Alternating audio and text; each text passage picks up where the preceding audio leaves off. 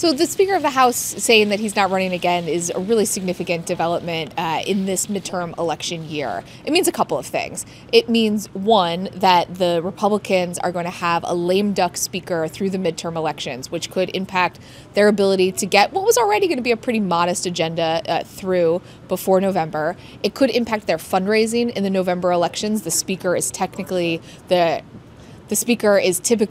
biggest fundraiser for GOP candidates. Now you may have some donors saying that they're going to sit on the sidelines, because the third impact of this is it really does seem to send a signal that Ryan and other Republican leaders think that their prospects of holding the majority in November are pretty shaky. So Republicans are racking up a pretty impressive number of retirements heading into the November elections. They're just above 40 now, with Paul Ryan and another member saying that they're going to leave.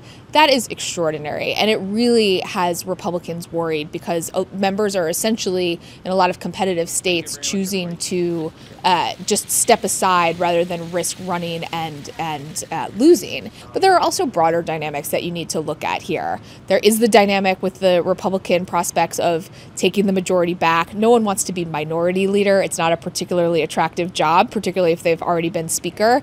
And then there's his relationship with President Trump. On a personal level, these two men, who are quite different, actually have a pretty decent relationship. They talk quite frequently. The president calls Paul Ryan on his cell phone often.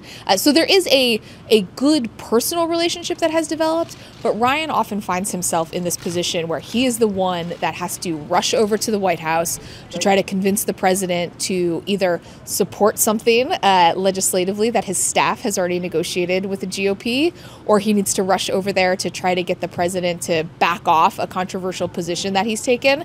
And that's a pretty exhausting thing for the speaker. It's a lot of responsibility, and he's kind of fighting from both, getting pressure from both sides, where he has members of his caucus who want him to be playing that sort of grown-up-in-the-room role with Trump. And then he has other members who come from districts where Trump is extremely popular, is 80% of the vote. If President Trump doesn't have a Republican House majority, suddenly not only is his agenda imperiled, but this question of impeachment, do Democrats try to take the president out, it becomes very real. Democrats on the campaign trail, especially liberal Democrats in safe districts, are throwing out the impeachment word.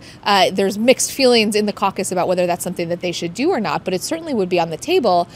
In particular, if Bob Mueller, the special counsel, were to have something of significance in his investigation to actually send up to Congress, something really tangible.